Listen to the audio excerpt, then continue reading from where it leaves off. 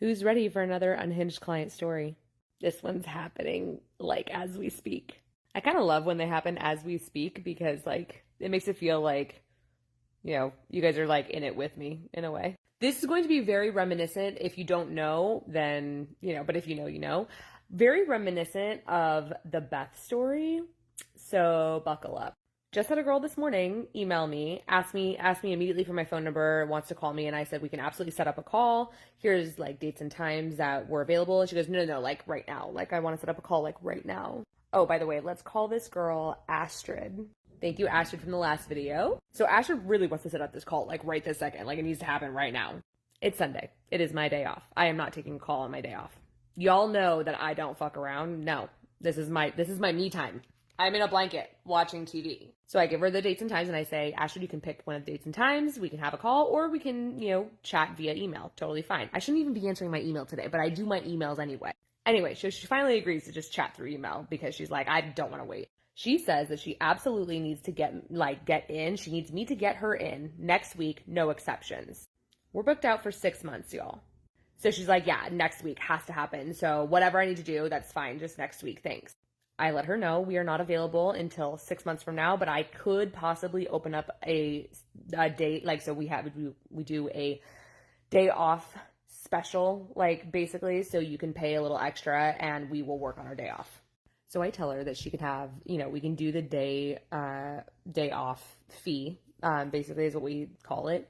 And I explained to her what it is, and I tell her the closest and soonest date that I can absolutely do that would be like 2 months from now. She was not entertaining that idea at all. So then, this is where it gets good. She sends me this like long ass email that basically says like, well, here's what happened and here's why I need it next week, or I need to get it next week. She goes into it going, okay, well, I'm getting married in 3 weeks and I need it for next week because I know you take a little bit of time to get your stuff prepped. I'm sorry, but 3 weeks? No, it takes 2 to 3 months to get everything done from like start to finish. I don't know where she got 3 weeks from, but that's what she thinks is how long it's going to take. Not true. So she goes, so I'm getting married in 3 weeks and this happened and this happened and this happened. So basically she explains to me that she had a photographer booked, but then the photographer canceled on her last minute. And then she like went to go look for a different photographer, but they all charge way too much. And she can't afford it. So she went to me.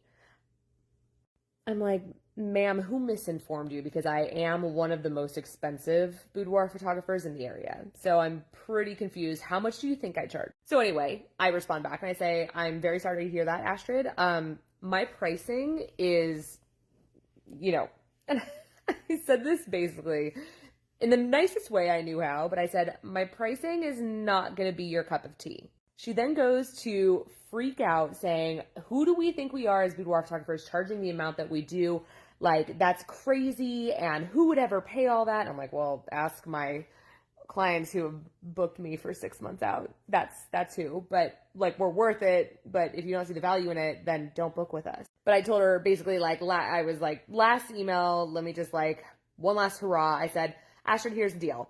If you want, I can do the day off fee, blah, blah, blah.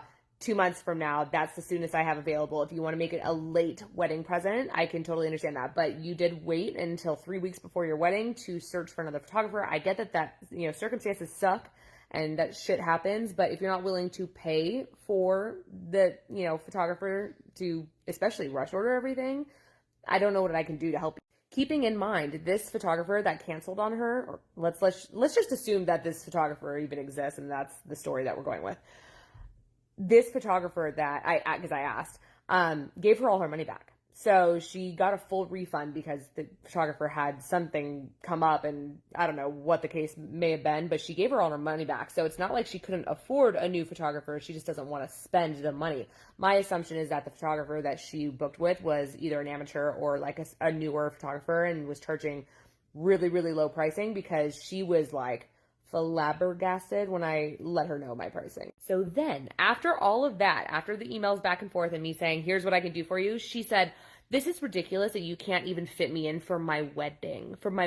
She goes, I will be speaking to my lawyer about this. Beth, is that you? Beth? Okay. Weird. And I'm like, what is a lawyer gonna do? What do you think a lawyer is going to do? Force me to open up my books that I don't have any availability for? Force me to work on a day that I have set off for myself? Force me to work on a day that I don't want to because you have a nasty attitude? What do you think? What do people think lawyers like? What